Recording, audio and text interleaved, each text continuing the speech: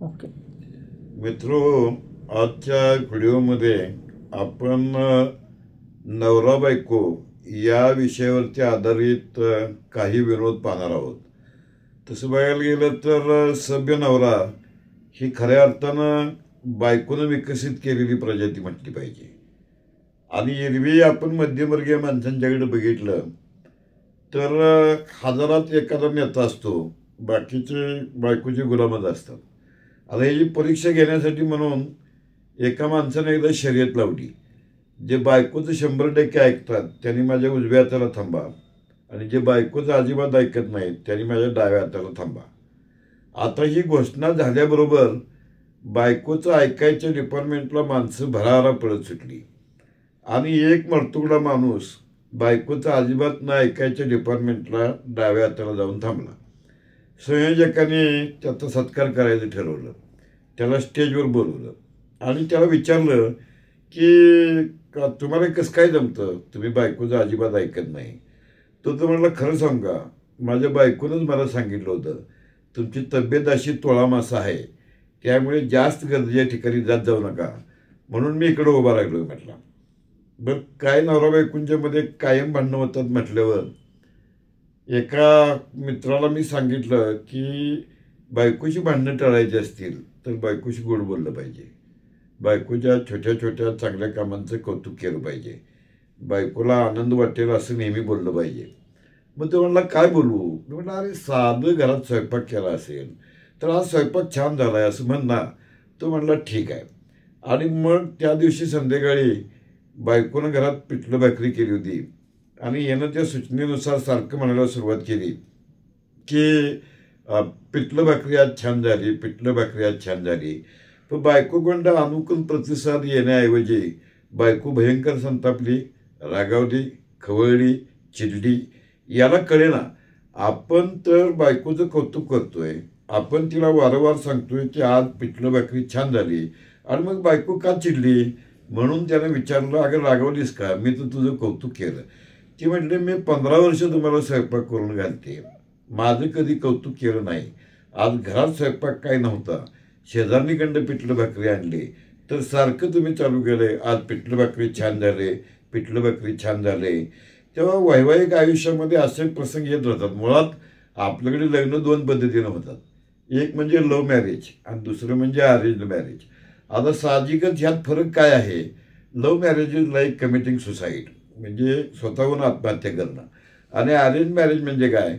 Arrange marriage it is organised murder by all the relatives, की सगळ्या नातेवाईकांनी मिळून केलं तो खून असतो. तुम्हाला हे पटत नसेल तर तुमच्या लग्नाचा अल्बम तुम्ही बघा, आणि अल्बममध्ये नवरा बायकोच्या पाठीमागे जे नातेवाईक उभा असतात त्या सगळ्यांनी मिळून हा कार्यक्रम उरकलेला असतो. आणि तसंही शेवटी वैवाहिक जीवनामध्ये स्त्रीचा प्रवास कसा टप्प्याटप्प्याने होतो बघा. लग्नाच्या वेळा ती चंद्रमुखी असते, लग्न होऊन काही दिवस झाल्यावरती सूर्यमुखी होते, आणि सूर्यमुखी झाल्यानंतर शेवटी ती ज्वालामुखी होते. अर्थात नवरे ही काही वेळा कशी रिॲक्ट होतील हे सांगता येत नाही. एकदा एका बायकोनं नवऱ्याला मेसेज पाठवला, आय लव्ह यू. नवऱ्यानं उत्तर दिलं, I love you too, but who are you? तेव्हा नवरे मंडळी पण अशासारख्या गमती करत असतात. या क्रिकेटच्या हंगामामध्ये सारखा क्रिकेट बघत बसतोय नवरा, म्हणून बायको असं म्हटली की तुमचं सारखं क्रिकेट चाललंय, मी आता माहेरी निघून जाते. मी माहेरी निघून जाते म्हटल्या नवऱ्यानं कॉमेंट्री सुरू केली, जिंदगी में पहली बार कदमों का सही इस्तेमाल किया है. नाहीतर शेवटी गर्लफ्रेंड पण असते माणसांना, काही लोकांना बायको पण असते. फरक काय दोन्हीमध्ये? बायको म्हणजे घरची लक्ष्मी म्हणतो आपण, आणि गर्लफ्रेंड म्हणजे ब्लॅक मनी, काळा पैसा असं आपल्याला म्हणावं लागेल. तेव्हा अशा प्रकारे नवरा बायकोमध्ये हे एक कविता पण प्रसिद्ध आहे, तुम्हाला माहिती असेल की लग्नाआधी तो बोलतो ती ऐकते, लग्नानंतर ती बोलते तो ऐकतो, काही दिवसानंतर दोघेही बोलतात, शेजारी ऐकतात.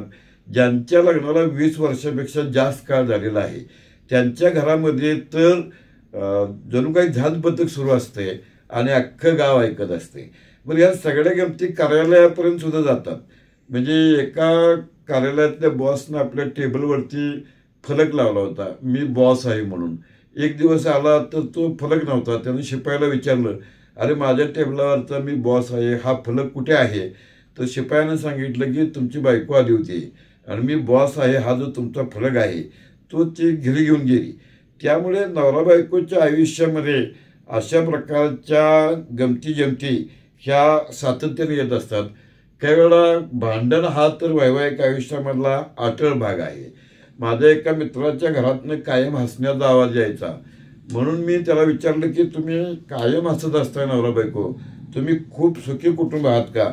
तर तो म्हणला तसं नाही, की मला नेहमी वस्तू फेकून मारते आणि जर तिचा नेम अचूक लागला तर ती हसते आणि नेम चुकवण्यामध्ये यश आलं तर मी हसतो.